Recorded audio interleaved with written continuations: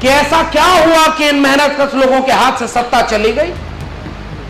अगर आप इतने ताकतवर हैं तो आप इतने कमजोर क्यों हो गए? क्योंकि बिखर गए। मैं ये मानता हूं कि हम देश के नागरिक इस वक्त उस मुहाने पर खड़े हैं जहां आपस में अगर उलझे तो वो जो बिल्लियां रोटी बांटने के लिए लड़ रही थी ना, एक बंदर आएगा और ये बताएगा कि मैं हिस्सा बांट कर देता हूं, और वो सारी रोटी खा जाएगा और हम आपस में उलझे रह जाएंगे। हमने मेहनत की, हमारे पुरखों ने मेहनत की, तब उसकी कमाई से ये मुल्क की इमारतें बनी हैं, सड़कें बनी हैं, ये देश बना है, और ये बात हम दावे से कहते हैं। पिछली बार भी एक उदाहरण दे रहा था कि बहुत अच्छी गाड़ी चलाने आ जाती है, तब भी बगल में अगर पिता बैठ जाए तो गाड़ी हमें हैंडल कांपने लगती है। और इसलिए मैं हर बार जब अपने घर में बोलना होता है तो बचता हूं।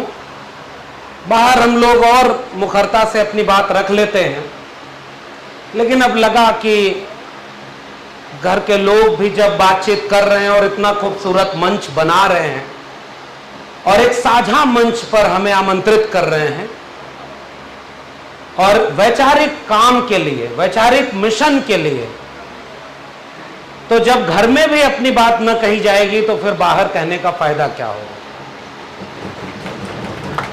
और आज मैं इस मंच को एक इंडिया वाला मंच देख रहा हूं, और मैं जब इंडिया कह रहा हूं तो वो प्रधानमंत्री जो व्यंग करते हैं वो वाला इंडिया नहीं, भारत के संविधान वाला we the people of India, उस इंडिया के मंच को मैं यहां से कह रहा हूं।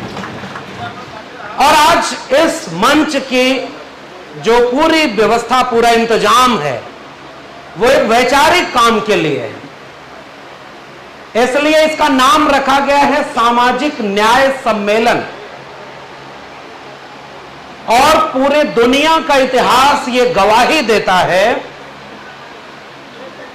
कि विचार सबसे ऊपर होते हैं, बाकी तो सियासी दल बनते हैं, चुनाव जीतते हैं, हारते हैं। मैं ये मानता हूं कि अगर हम वैचारिक लड़ाई हार गए तो हम कितने भी बड़े दल बन जाएं, अगर उस दल का विचार हार गया तो वो दल दलदल में तब्दील हो जाएगा। और ये बात सबके लिए लागू होती है। और अब तो आजादी के 75 साल बाद बहुत सारी पॉलिटिकल पार्टियां बनी, सत्ता में रही, सत्ता से बाहर हो गई। सबने अच्छा काम किया, सबने गलतियां भी की, लेकिन एक जगह जो लड़ाई लड़ी जानी चाहिए, मैं ये मानता हूं कि हम देश के नागरिक इस वक्त उस मुहाने पर खड़े हैं जहां आपस में अगर उलझे तो वो जो बिल्लियां रोटी बांटने के लिए लड़ रही थी ना, एक बंदर आएगा और ये बताएगा कि मैं हिस्सा बांट कर देता हूं, और वो सारी रोटी खा जाएगा और हम आपस में उलझे रह जाएंगे। गलतियां हुई हैं।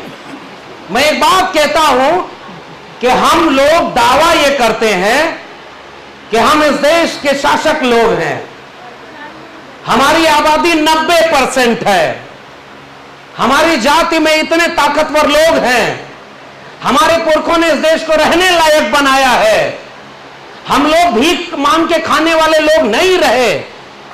हमने मेहनत की, हमारे पुरखों ने मेहनत की, तब उसकी कमाई से ये मुल्क की इमारतें बनी हैं, सड़कें बनी हैं, ये देश बना है, और ये बात हम दावे से कहते हैं।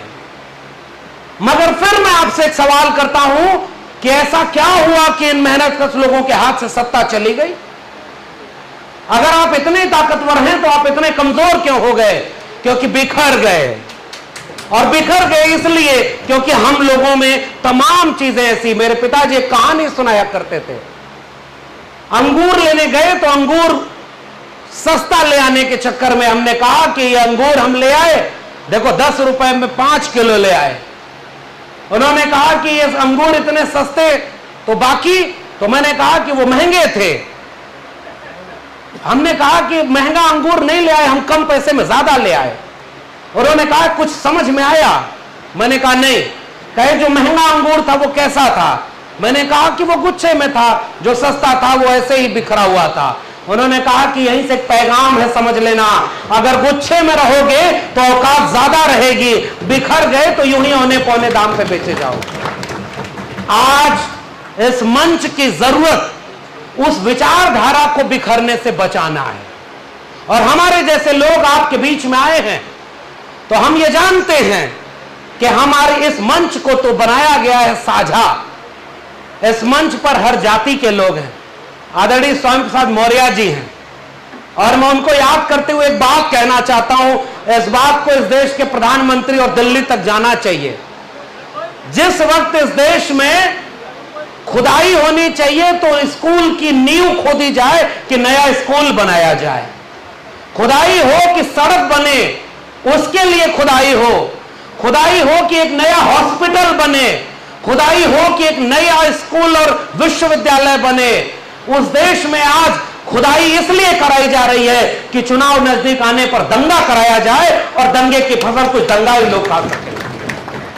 और ऐसे वक्त में स्वामी प्रसाद जी हम लोग के अग्रज, वैचारिक अग्रज, कुछ कड़वी दवाई देते हैं जिसका डोज भारी पड़ जाता है। मैं फिर भी कह रहा हूं वो दवाई है, और दवाई है तो थोड़ा तीखी तो लगेगी, और तीखी लगेगी तो कुछ लोग विरोध करने आएंगे, डराएंगे, बांटेंगे। मगर मैं एक खूबसूरत दृश्य इस हॉल से भी देख रहा हूं। वो चंद लोग जो बाहर झंडा लेकर खड़े रहे होंगे वो इतिहास में मिट गए होंगे। आप देखिए कि आपके साथ इस सभागार में पूरे जाति, समाज और समुदाय के लोग एक साथ खड़े हैं। यह है वैचारिक लड़ाई, और इसी एकजुटता से हमें एक उम्मीद नजर आती है। उम्मीद इस बात की कि आने वाले वक्त में चुनौती क्या है। मैं एक बात आपसे कह रहा हूं, यह आजमगढ़ शहर है भाई। इस शहर में कभी कायदे से इस आजादी के पहले से आजादी के बाद तक वामपंथी विचारधारा और समाजवादी विचारधारा के लोगों का शासन रहा। इस राज्य, इस प्रदेश के इस हिस्से में, आजमगढ़ में हमेशा एक प्रगतिशील दृष्टिकोण रहा है। यहां एक तरफ तमाम तरह के संगीत के घराने खुलते थे, तो दूसरी तरफ जब इस मुल्क में हिंदू मुस्लिम की लड़ाई लड़ी जा रही थी तो एक शख्स ऐसा था जिसने अपना स्कूल कॉलेज खोला तो उसका नाम रखा था शिवली नेशनल कॉलेज, यानी वो राष्ट्रवाद का पैगाम इस जगह, इस देश से, इस कोने से दिया गया। ये आजमगढ़ और पूर्वांचल की धरती सामाजिक न्याय की धरती रही। ये पूर्वांचल और आजमगढ़ की धरती मोहब्बत और प्यार की धरती रही। हम लोग बचपन से सीखते रहे कि इस तमसा नदी के किनारे कभी कोई तपस्या करा, कोई ऋषि मुनि, जिसने कभी दंगा करने के लिए कोई बात नहीं बोली। उस समय तो टीवी भी नहीं थी कि प्रायोजित लोग टीवी पर बिठा कर कहें कि ये बाबा जी आए हैं और पर्चा बनाएंगे। पर्चा बनाने वालों को टीवी पर बिठाकर इस देश को अंधविश्वासी बनाया जा रहा है। और पुराने लोग, आपको भी याद होगा, मेरे पिताजी भी पुराने कॉमरेड और उनके बहुत सारे साथी, बहुत वरिष्ठ लोग, बहुत सम्मानित लोग इस सभागार में होंगे। एक तरफ कभी डंकल प्रस्ताव आता था, विदेशी नीतियां आती थी, नव उदारवादी नीतियां आती थी, तो उसका विरोध करने वाले वैचारिक लोग आजमगढ़ में हुआ करते थे। एक समय जब इस देश में प्राइवेटाइजेशन का जो विरोध होता था तो उसके बड़े आंदोलन आजमगढ़ में चला करते थे।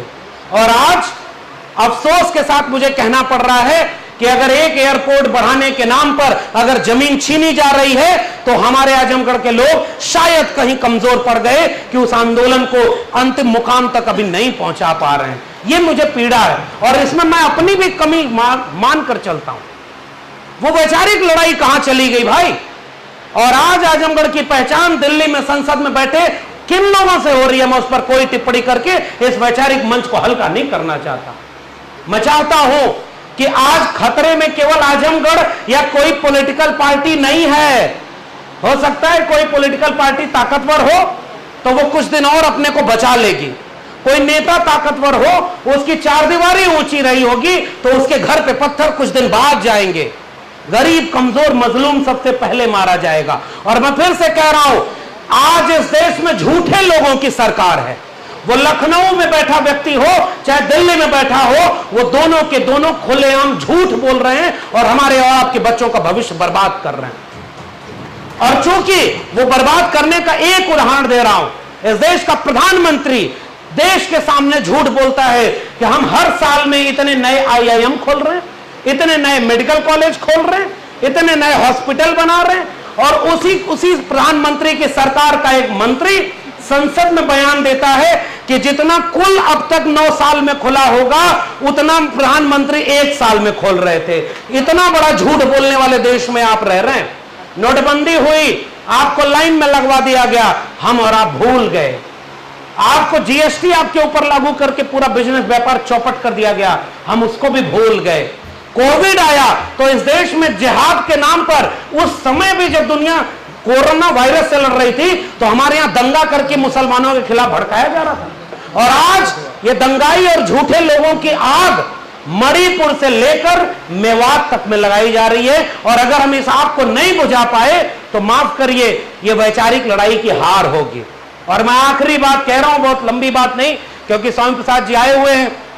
एक गुजारिश यही है कि आज हमारी बिखरने का, हमारी चीजों का, मैं एक बात कहता हूं ना कि खेत का बंटवारा फसल से होना है, तो हम खेत बचा लेंगे तो फसल का बंटवारा कर लेंगे, और अगर खेत ही लुट गया तो फसल का बंटवारा किस बात के लिए होगा। और इसलिए आज इस सम्मेलन के बाद क्या होना चाहिए, आयोजन समिति के लोगों ने अगर 1 रुपया चंदा किसी से लिया होगा, हालांकि आज के जमाने में किसी वैचारिक काम के लिए लोग पैसा वैसा देना नहीं चाहते, वैचारिक काम पीछे हो गया है, लेकिन फिर भी आजमगढ़ की धरती में देखिए वैचारिक काम हो रहा है तो इतने लोग खड़े हैं। आपने इतना बड़ा सम्मेलन किया, आप तमाम लोग अपना जरूरी काम छोड़कर यहां आए, तो हम लोग इस भ्रम में नहीं है कि कोई नई बात, कोई बड़ी बात आपसे कह देंगे। हमसे ज्यादा संघर्ष करने वाले लोग हो सकता है श्रोताओं में बैठे होंगे, मगर ये सम्मेलन खत्म हो जाएगा और हम घर जाएंगे तो क्या लेकर जाएंगे, क्या लेकर जाएंगे, कैसे समझाएंगे कि सामाजिक न्याय का मतलब क्या होता है। और मैं दावे से कह रहा हूं कि आज इसी प्रदेश और इसी जिले के कम से कम 50% लोग, इससे ज्यादा आबादी होगी जो सामाजिक न्याय शब्द का मतलब भी नहीं जानती होगी। बताइए मैं सही कह रहा हूं या गलत कह रहा हूं? सामाजिक न्याय शब्द का मतलब, क्योंकि उनके बच्चों तक न शिक्षा पहुंची, न रोजगार पहुंचा, न दवाई है, न पढ़ाई है, न कमाई है, न सिंचाई है। और हम पढ़े लिखे लोगों की भाषा ऐसी हो गई है कि वो गांव के लोगों को समझा नहीं पा रहे, और इसमें हम भी शामिल हैं। इसलिए इस सामाजिक न्याय सम्मेलन का केवल फार्मूला गांव-गांव ले चलने की जरूरत है। फार्मूला केवल यह है, और फार्मूला तो हमारे तमाम लोगों ने दे रखा था। पहले का फार्मूला है समाजवादी आंदोलन और देश समाजवादी मूल्यों पर बना। भाई हमारे कांग्रेस के साथी मनोज भाई बैठे हुए हैं, समाजवादी पार्टी के साथी बैठे हुए हैं, और दूसरे सामाजिक संगठनों के साथी बैठे हुए हैं। और मैं क्यों शुरुआत में इंडिया बात कहा, क्योंकि बिना एकजुट हुए अगर हम लड़े तो हम सब हारे जाएंगे और मारे जाएंगे। ये हमारी कुछ साफ दिख रही है। अरे भाई, चाहे आपकी पार्टी का नेता हो चाहे उनकी पार्टी का नेता हो, कोई जेल जाने से बच रहा है क्या? कोई पार्टी ऐसी है जो बता सकती है क्या कि उसके नेता के ऊपर झूठे मुकदमे नहीं हुए? कोई पार्टी ऐसी बता सकती है क्या कि ईडी सीबीआई के रेड मार करके, आप तो उत्तर प्रदेश के हैं, आइए महाराष्ट्र में देखिए बड़ी बड़ी पॉलिटिकल पार्टियां तोड़ दी। तो जो नोटबंदी का पैसा था, जीएसटी का पैसा था, ये जो काला धन के नाम पर झूठ बोला गया था, वो झूठ बोल करके देखिए 700 जिले हैं इस पूरे देश में, और 900 बीजेपी की पार्टी ऑफिस बन गई है, 5 स्टार होटल से ज्यादा अच्छी बन गई। बाकी तो सारी पार्टियां सत्ता में रही होंगी, इस जगह पर देखो कि आप कहां हो। लेकिन उनका मकसद यह था कि हम पार्टी कल रहे ना रहे, हमारे लोग हर संस्थान पर कब्जा कर लिया। मैं विश्वविद्यालय में पढ़ाता हूं और मैं जानता हूं कि आरएसएस के लोग इस देश के हर एक संस्थान में बिठा दिए हैं। कल को बीजेपी हारेगी ना तो भी वो लोग उसमें बैठे रहेंगे और आपके बच्चों का भविष्य बर्बाद करेंगे। सिलेबस बदल दिया, सिलेबस बदलकर इतिहास बदल रहे हैं। अच्छा, ये गठबंधन के लोग हैं, पॉलिटिकल बात मैं तो ज्यादा नहीं करूंगा, बाकी लोग करेंगे क्योंकि ये वैचारिक मंच है। लेकिन एक दाव सारे विपक्ष के लोगों ने मिलकर जो चुना कि नाम रख दिया इंडिया, और प्रधानमंत्री ने गलती से 2-4 बार विरोध कर दिया, उन्हीं का समर्थक कहने लगा इंडिया के खिलाफ इस देश का प्रधानमंत्री कैसे बोल सकता है? भाई ये एक बहुत बहुत कारगर तीर था जो सही निशाने पर लगा है। तो अब प्रधानमंत्री कैसे बोलते पता है, I.N.D. मतलब आप इस देश को एकदम नमूना समझते हैं। आपके झूठ को जो सच मान ले, आपके धोखों को भी जो भरोसा करके आपको वोट दे दे। मैं आज भी कह रहा हूं, ये वैचारिक मंच है, यहां से एक बात इंडिया वाले लोग और जोड़ ले। समाजवादी पार्टी के लोग बैठे हुए हैं, इन्होंने भी एक नारा दिया है और उस नारे का नाम था PDA, पिछड़ा, दलित और अल्पसंख्यक। मैं खुश हूं, बधाई दे रहा हूं कि समाजवादी पार्टी के लोग अब साफ तौर पर अपनी रणनीति को एकदम सामने रख करके रणनीति बना करके लड़ाई लड़ने का काम कर रहे हैं। और दूसरी तरफ कांग्रेस पार्टी के लोग बैठे हुए हैं। कांग्रेस पार्टी ने भी कुछ गलतियां की, जैसे हम कह रहे हैं ना अभी, भाई देखिए वैचारिक काम है, यहां अगर तू मैं होगा तो अगले दिन अखबार की खबर में यही होगा, स्वामी प्रसाद मौर्य जी मंच पर थे और आपस में सब भिड़ गए, इसकी खबर चलाएंगे और उनके यहां कुर्सी भी चल जाएगी तो भी उसकी खबर बाहर नहीं आती। इसलिए हमें दिल बड़ा करना होगा। जैसे मैं कह रहा हूं ना, कांग्रेस पार्टी की भी गलती, लेकिन चलो मैं आज इस मंच से उस गलती का जिक्र नहीं कर रहा। मैं आपको बधाई दे रहा हूं कि आपके नेता ने भी कहा कि इस देश में जाति जनगणना होनी चाहिए, पिछड़े और दलितों की बात होनी चाहिए। और इसलिए मैं एक रिश्ता यहां देख रहा हूं और इसीलिए शायद हम जैसे लोग एक मंच पर बैठे हुए हैं। हमने पार्टी और संगठन छोड़ा, अगर संगठन कोई आगे रखा तो बारी बारी सब मारे जाएंगे। एक झंडा, एक बात रखो कि इंडिया को बचाने के लिए, भारत के संविधान को बचाने के लिए जाति जनगणना, अब जैसे मैं आखिरी बात बोल रहा हूं, इसी को गांव गांव ले जाने की जरूरत है, वरना यह सम्मेलन हो जाएगा। मैं गांव में गया और वहां लोगों से पूछा कि आरक्षण खत्म हो गया, तो वहां पिछड़े और दलित बैठे थे भाई, उन्होंने पलट कर पूछा कि ई का होला। और ये 75 साल बाद का भारत है, ये हमारी चुनौती है। इसलिए मैं के जी हैं, इनकी पूरी टीम है जो सामाजिक न्याय सम्मेलन कर रहे हैं, बहुत मेहनत से कर रहे हैं। थोड़ा इस लड़ाई को जितने लोग गांव गांव ले जा रहे हैं उनका साथ देना होगा। चौपाल गांव में लगाइए, खटिया गांव में बिछाइए, तब जाकर के गांव वालों को समझाएंगे, वरना बहेलिया आएगा, जाल बिछाएगा, दाना डालेगा, लेकिन चिड़ियों फंसना मत। केवल हम लोग यही बात कहते रह जाएंगे और उसके बाद भी हम देखेंगे कि चिड़िया फंस जाएगी। क्योंकि ये 5 किलो अनाज और 500 रुपया पर वोट देने वाले लोग कौन है भाई?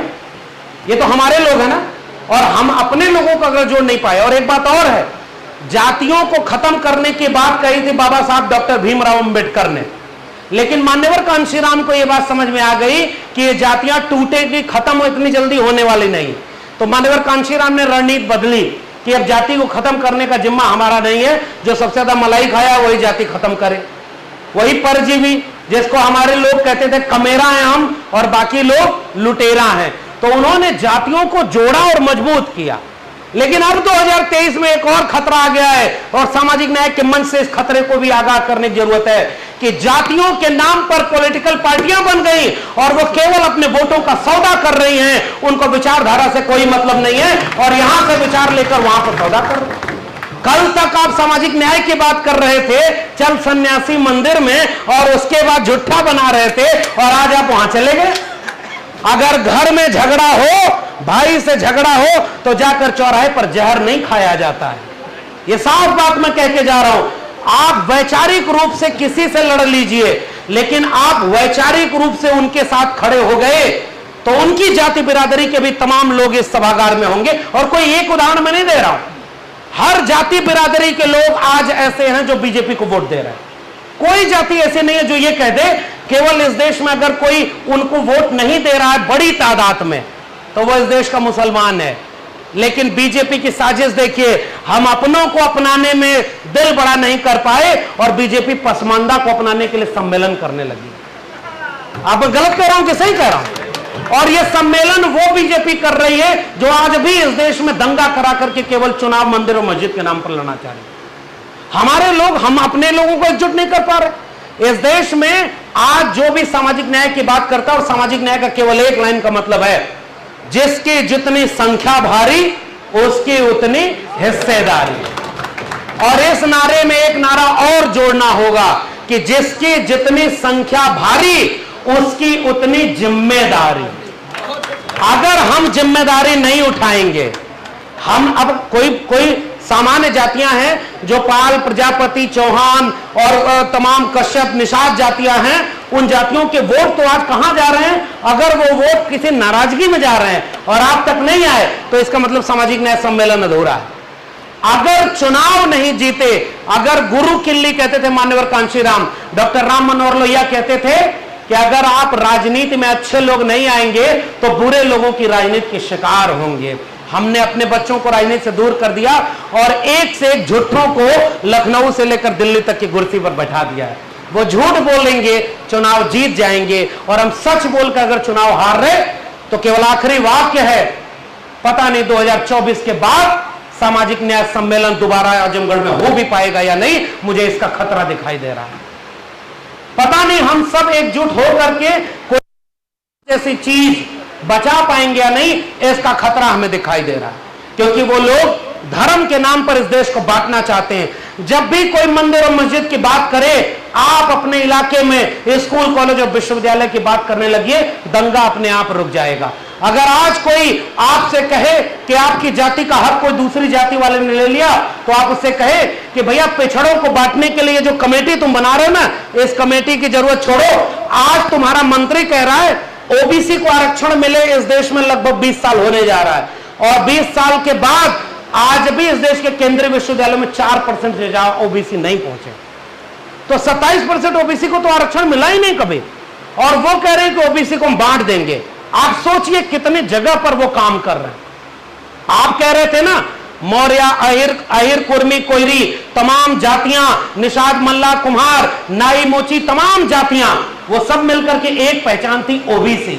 और जिस दिन आपको बांट दिया ना, आपकी पहचान खत्म हो जाएगी और फिर आप भूल जाएंगे ये कहना कि आपकी इतनी आबादी है। वो सब उसकी तैयारी कर चुके हैं और चुनाव के ठीक पहले वो आपको बांटने का काम कर रहे हैं। ये ओबीसी को बांटेंगे, उसके बाद शेड्यूल कास्ट को बांटेंगे, उसके बाद शेड्यूल ट्राइब को बांटेंगे, और सबको बांट के आपस में लड़वाएंगे, ताकि उधर ईडब्ल्यूएस रिजर्वेशन भी मिल जाए और इस देश के शिक्षा, रोजगार और संपत्ति पर थोड़े से लोगों का कब्जा बरकरार रहे, और अपने दोस्तों के हाथ में पूरे देश की सरकारी पूंजी को बेच दिया जाए और फिर भी लोग झुनझुना बजाते रहे। इस देश में एक समय ऐसा था कि सरकारीकरण करना उपलब्धि मानी जाती थी। आज ऐसी सरकार है कि प्राइवेट हाथों में बेच देना उपलब्धि हो गई है। और इसलिए आप वक्त ज्यादा न लेकर के मैं आपसे गुजारिश करके जा रहा हूं, चुनाव आने वाले हैं, और जब भी चुनाव आते हैं तमाम तरह की बहसें होने लगती हैं। आप आजमगढ़ घूम कर देखिए, बड़ी बड़ी होल्डिंग लगी हुई है कि इतना करोड़ दे दिया, उतना करोड़ दे दिया, इतना रुपया दे दिया, उतना रुपया दे दिया। आप आजमगढ़ के लोगों केवल एक बात पूछना, आप आजमगढ़, उत्तर प्रदेश ऐसी जमीन है जिसका खतरा भी है। इसी प्रदेश में अयोध्या भी है, मथुरा भी है, काशी भी है। और जब जब उत्तर प्रदेश की राजनीति होगी वो सांप्रदायिक दंगों की राजनीति होगी। इसलिए उसकी दो ही दवाई है। एक दवाई तो वो है जो माननीय स्वामी प्रसाद मौर्य जी कर रहे हैं, और ये जो बड़ी मारक और बड़ी कारगर दवाई है, इस दवाई को भी साथ के साथ डोज देते रहना होगा कि भाई अगर खुदाई करवा रहे हो तो गहरी खुदाओ और देखो कि इस देश में सबसे नीचे अगर कोई मूर्ति मिलेगी तो वो तथागत बुद्ध की मूर्ति होगी। यह तो गारंटी है इस देश में, क्योंकि बुद्ध एक विचार का नाम थे और बुद्ध का विचार समाजवादी और मानवतावादी विचार था। 100 से कम न 1000 से ज्यादा समाजवाद का यही तकाजा। और इसलिए मैं कह रहा हूं कि मिटे गरीबी और अमीरी, मिटे चाकरी और मजबूरी, ये जो नारा था वो विचार का नारा था। सामाजिक न्याय विचार है। भारतीय जनता पार्टी और आरएसएस को अगर आप हराना चाहते हैं तो आप केवल और केवल विचारधारा से हरा सकते हैं। उनके तरफ गोडसे, गोलवलकर और हेडगवार हैं, हमारे पास बुद्ध से लेकर कबीर, रैदास, पलटू दादू, भीखा बुल्ले शाह हैं, ज्योतिबा फूले हैं, सावित्रीबाई फूले हैं, नारायण गुरु बसवन्ना चोखा मेला हैं, डॉक्टर भीमराव अंबेडकर, डॉक्टर राम मनोहर लोहिया हैं, बिरसा मुंडा, जयपाल सिंह मुंडा हैं, अब्दुल कयूम अंसारी हैं, आसिम बिहारी हैं, और यहां पर चंद्रिका प्रसाद जिज्ञासु हैं, बाबू जगदेव प्रसाद कुशवाहा हैं, पेरिया ललई सिंह यादव हैं, महामना रामस्वरूप वर्मा हैं। इतनी समृद्ध विरासत जिस समाज की हो, वो समाज अगर सत्ता से दूर है तो यहां से घर जाने के बाद आईने के सामने बैठिएगा कि कहीं ना कहीं गलती हमारी है। डरने की जरूरत नहीं है। हम इस देश के विचार के साथ हैं और भारत का संविधान और मंडल कमीशन को बचाने के लिए हम कबीर, रैदास, पलटू दादू, भीखा बुल्ले शाह के वारिस, सम्राट अशोक के वारिस, तथागत बुद्ध के वारिस, लोहिया और अंबेडकर के वारिस इस देश के संविधान को बचाने के लिए आइए एकजुट हो जाएं और 80 सीट में से आप 40 हरा दीजिए। मनुवादियों की सरकार दोबारा दिल्ली में नहीं बनेगी और यही है सामाजिक न्याय। जय भीम, जय मंडल, संविधान जिंदाबाद, इंकलाब जिंदाबाद।